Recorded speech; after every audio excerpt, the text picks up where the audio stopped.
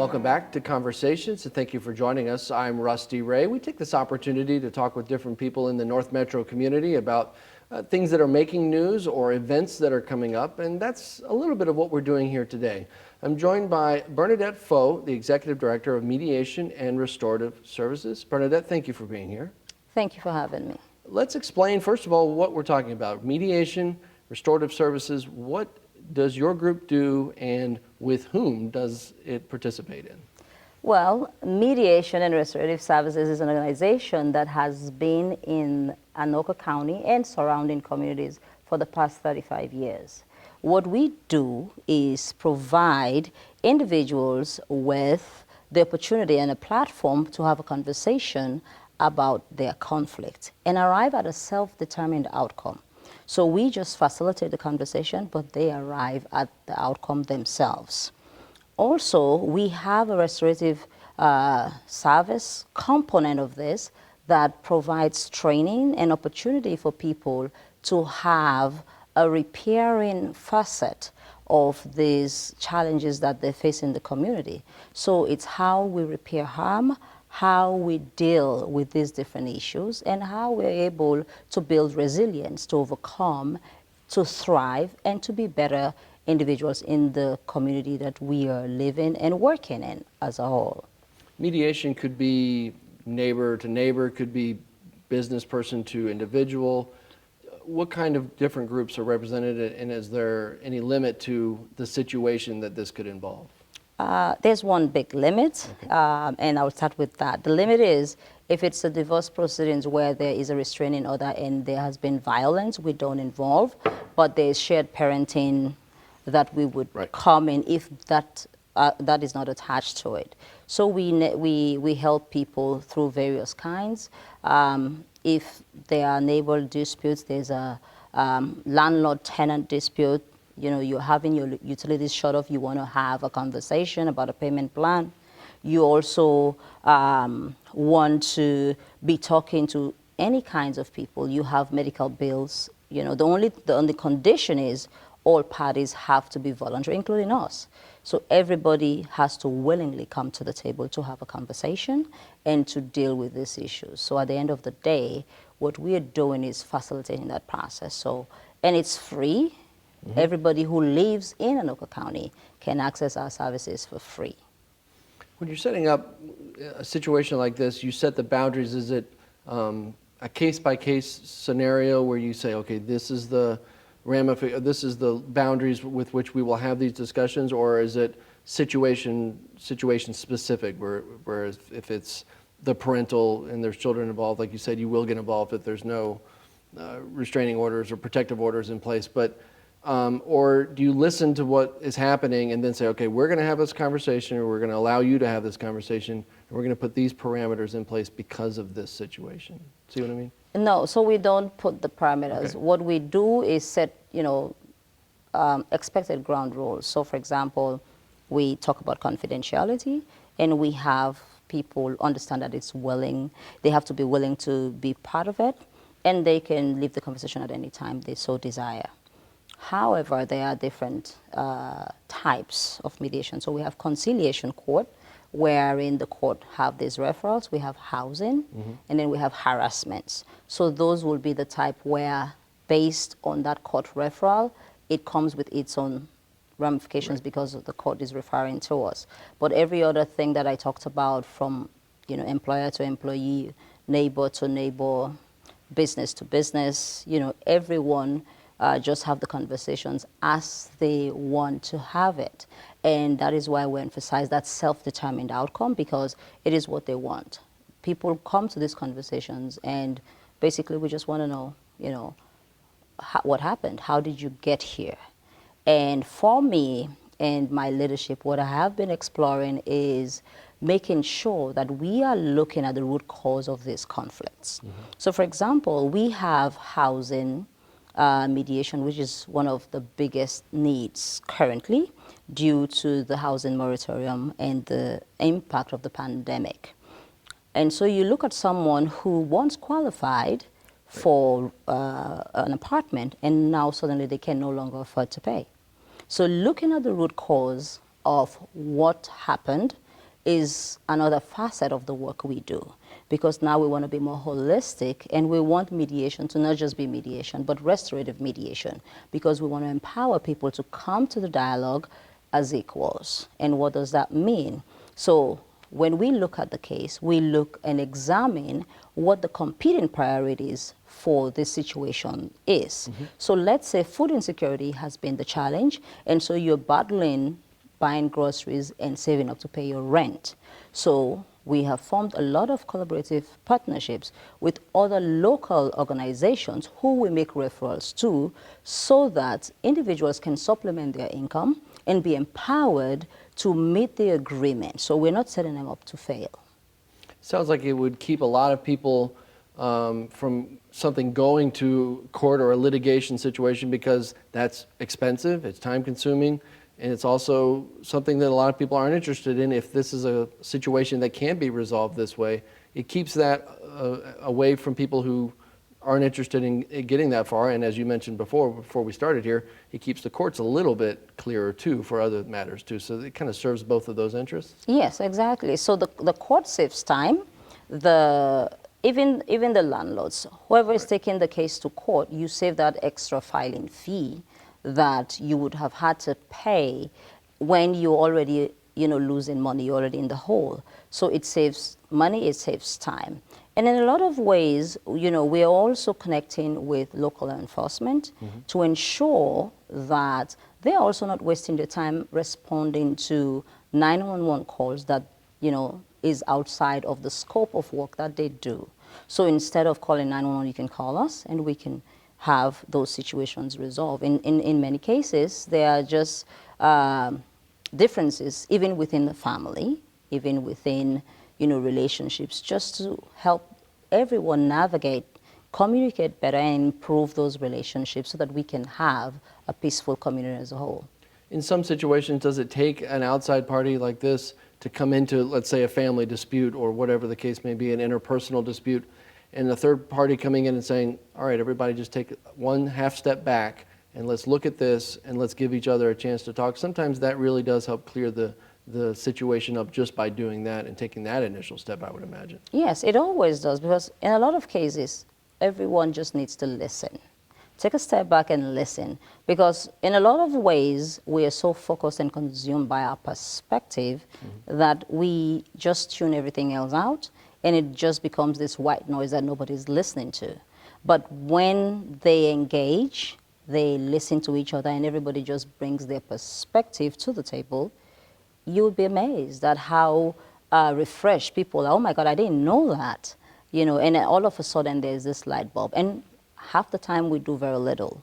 We just provide that space for them to listen and have a conversation. And then they come up with how they want to move forward. Seems like that would be very meaningful work for you to be involved in, and the other folks that you're working with, law backgrounds or whatever the case may be, to see this play out and to have those real tangible results. That's got to be pretty rewarding for you. Yes, it's very gratifying. I mean, when I was in law school, I was very conflicted. I almost thought of dropping out, because the letter of the law and the spirit of the law was not aligning for me in the way that I really wanted it. I came with this perspective of human rights. Everybody has to have their right, everything has to be equal, and justice has to be a certain way. And there were so many nuances and technicalities in the American legal system that did not really make things work in that manner. And so I just pivoted to alternative dispute resolution and advocacy as a whole. And this is so rewarding. Every day I'm amazed at the impact we make, the changes we are also impacting. And especially after the pandemic, it's just been a different world altogether for a lot of people. And we've been able to be part of that change that we're driving, and we're making things a lot more seamless. And with all of the upheavals that in a lot of cases has been unprecedented, especially with diversity, equity, and inclusion, with the George Floyd incident, our work has impacted lives in a tremendous amount of way.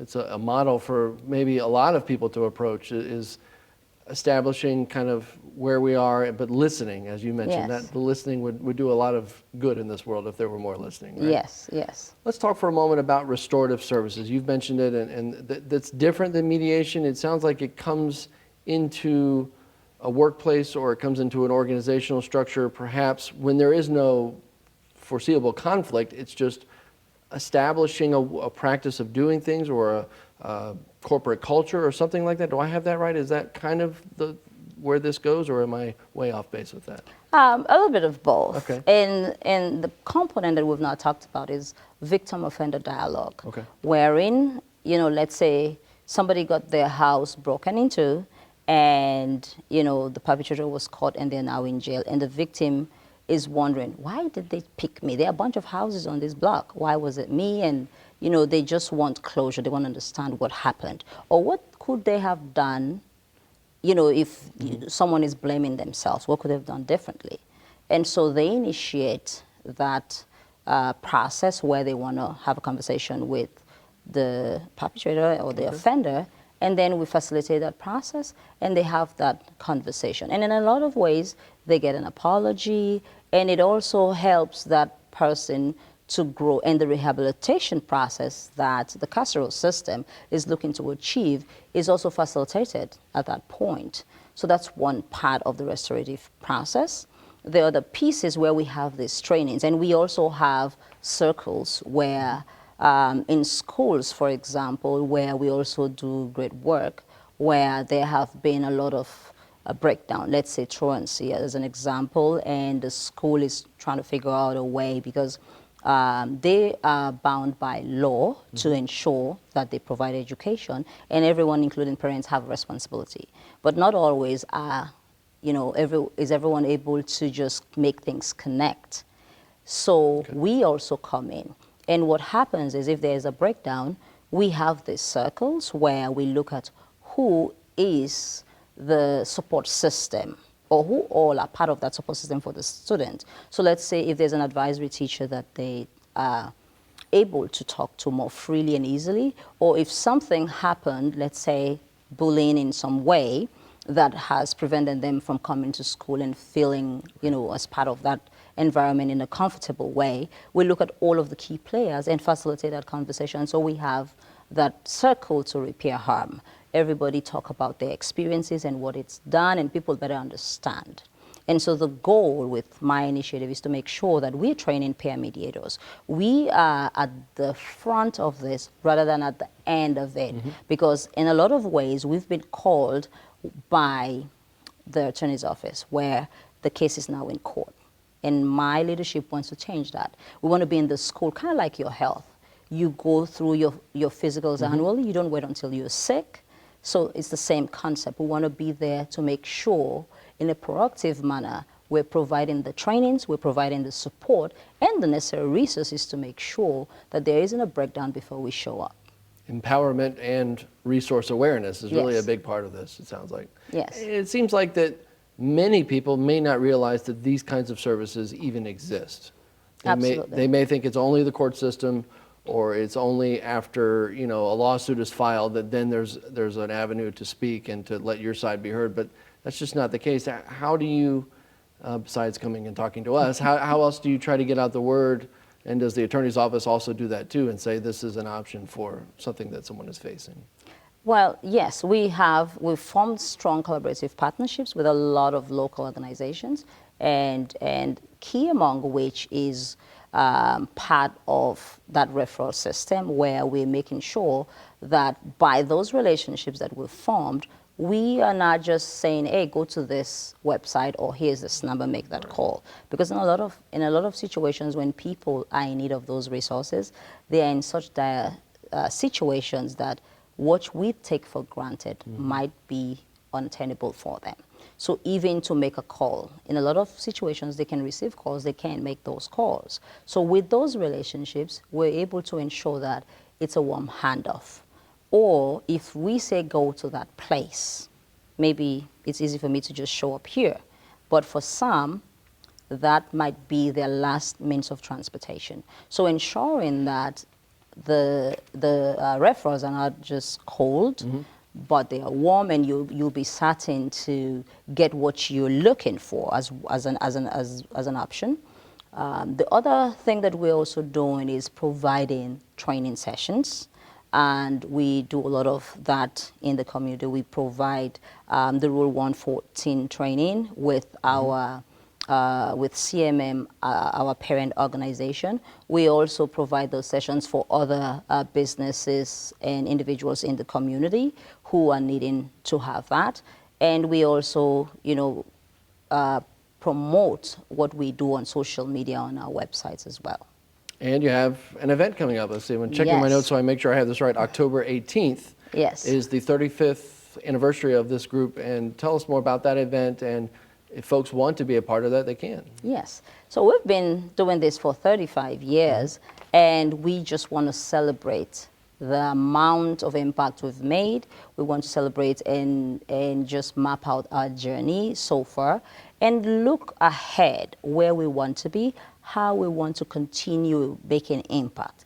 In a lot of ways, that is also changing the strategy that we have. So on October 18th at Green Haven, we are having this event from 4 p.m. to 7, and everyone is welcome. You can go on our website to see more about this at www.mediationservices.org, and you can also purchase tickets there. You can like us on Facebook, and you would see the event promoted there as well. You can also just stop at our office, 1201 89th Avenue Northeast in Blaine at the Human Services Building. So all are welcome to be a part and to continue supporting the work we do. And among the other things happening there, Anoka County Attorney Tony Palumbo will be speaking. And again, that support and your office working with his office, I would imagine, has quite a reach in helping resolve a lot of situations. Yes, yes. So he has been a pivotal role in all of what we've achieved so far, especially with that process with the court system. And it's going to be a wonderful time. Great insight from him speaking at that event. And it's not all work. There's going to be a lot of fun. We have games, and also our founder, Lonnie McCauley, will be there because she is the one who birthed this idea into what we now know it today as Mediation and Restorative Services. Okay, good to know all of that. Bernadette, thank you for coming by here today. It's been a pleasure. Thanks for having me. You got it.